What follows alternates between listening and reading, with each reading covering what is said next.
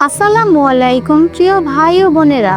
হযরত মুগিরা ইবনে শুবা রাদিয়াল্লাহু বলেন, রাসূল সাল্লাল্লাহু আলাইহি সাল্লাম বলেছেন, হযরত মুসা আলাইহিস সালাম আপন প্রতিপালককে প্রশ্ন করলেন, সর্বনিম্ন স্তরের জান্নাতি কেমন হবে? আল্লাহ তাআলা বললেন, সকল জান্নাতীরা জান্নাতে চলে যাওয়ার পর এক লোক এগিয়ে এলে তাকে বলা হবে, তুমি জান্নাতে চলে যাও। সে বলতে থাকবে, হে আল্লাহ, আমি এখন কিভাবে জান্নাতে যাব? সবাই তো জান্নাতের সব মঞ্জিল দখল করে নিয়েছে, সবাই জান্নাতের সব পুরস্কার ও নাজ নেয়ামত নিয়ে নিয়েছে, আমার জন্য কোনো কিছু কি আছে? আমার এই গল্পটি যদি আপনাদের ভালো লেগে থাকে তাহলে অবশ্যই লাইক, কমেন্ট এবং শেয়ার করবেন। আর যদি ভালো না লাগে কোনো সমস্যা নেই, দেখতে থাকুন। দেখতে দেখতে ভালো লাগা ভালোবাসা হয়ে যাবে ইনশাআল্লাহ। আল্লাহ তাআলা বললেন, হে বান্দা, তুমি কি এতে খুশি হবে যে তোমাকে দুনিয়ার বাদশাহীর সমান এক দুনিয়ার বাদশাহী এখানে দেওয়া হোক? সে বলবে, হ্যাঁ অবশ্যই, আমি রাজি। তখন আল্লাহ তাআলা বললেন, তোমার জন্য আরো এতটুকু, আরো এতটুকু, আরো এতটুকু, আরো এতটুকু। সে বলবে, হায় আল্লাহ, আমি রাজি, আমি সন্তুষ্ট আছি। আল্লাহ তাআলা বললেন, এগুলো সবই তোমার জন্য।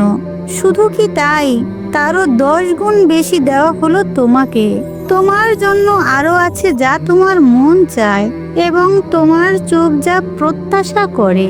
সে বলবে, হে আল্লাহ, হে আমার প্রতিপালক, আমি খুশি হয়েছি। এরপর হযরত মুসা আলাইহিস সালাম আরজ করেন, হে আমার প্রতিপালক, জান্নাতীদের মধ্যে সর্বস্তরের কে হবে? তার মান ও মর্যাদা কেমন হবে? আল্লাহ তাআলা বললেন, হ্যাঁ, সেই তো আমার পরম আকাঙ্ক্ষিত ব্যক্তি, সেই তো আমার প্রত্যাশিত লোক।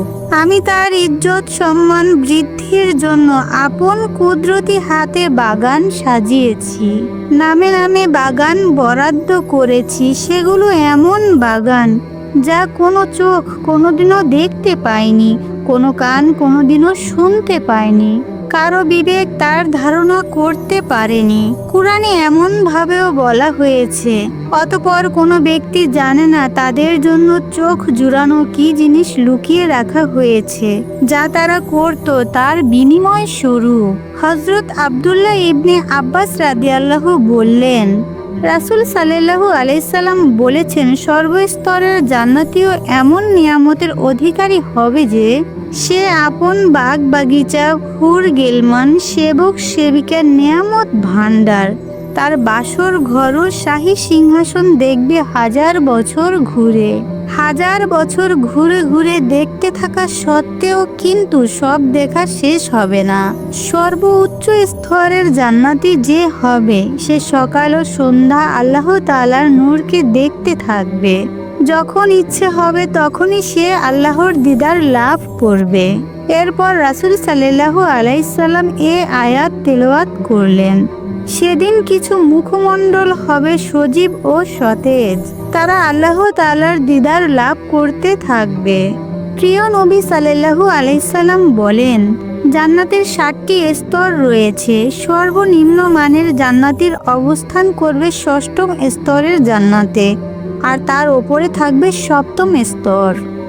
শোনো, এই সর্বনিম্ন স্তরের জান্নাতের জন্য 300 খাদেম থাকবে।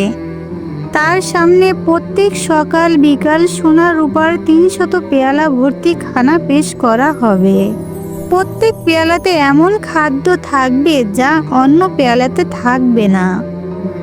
জান্নাতি শেষ পেয়ালা থেকে ওইরূপ স্বাদ লাভ করবে প্রথম পাত্রের মাঝে যেমন পেয়েছিল। এই জান্নাতির জন্য দুনিয়ার স্ত্রী ছাড়াও 72 জন হুর থাকবে। তাদের একজনের বসার স্থান হবে জমিনের কয়েক মাইল সমান। হযরত আনাস রাদিয়াল্লাহু বলেন, আমি রাসূল সাল্লাল্লাহু আলাইহি সাল্লামকে বলতে শুনেছি, সব জান্নাতীদের মধ্যে সর্বনিম্ন স্তরের জান্নাতি ওই ব্যক্তি হবে যার খেজমত করার জন্য 10,000 খাদেম প্রতি মুহূর্তে প্রস্তুত থাকবে। তাদের প্রত্যেকের হাতে 2টি করে পেয়ালা থাকবে, একটি হবে সোনার পেয়ালা, একটি হবে রূপার পেয়ালা। প্রত্যেক পেয়ালাতে এমন রং বেরঙের খাবার থাকবে যা অন্য কোনো পেয়ালাতে থাকবে না। শেষ পেয়ালাটি সে এমন তৃপ্তির সাথে খাবে যেমন সে প্রথম পেয়ালা থেকে খেয়েছিল। শেষ পেয়ালাতেও সে তেমনই স্বাদ ও ঘ্রাণ পাবে যেমন পেয়েছিল প্রথম পেয়ালাতে।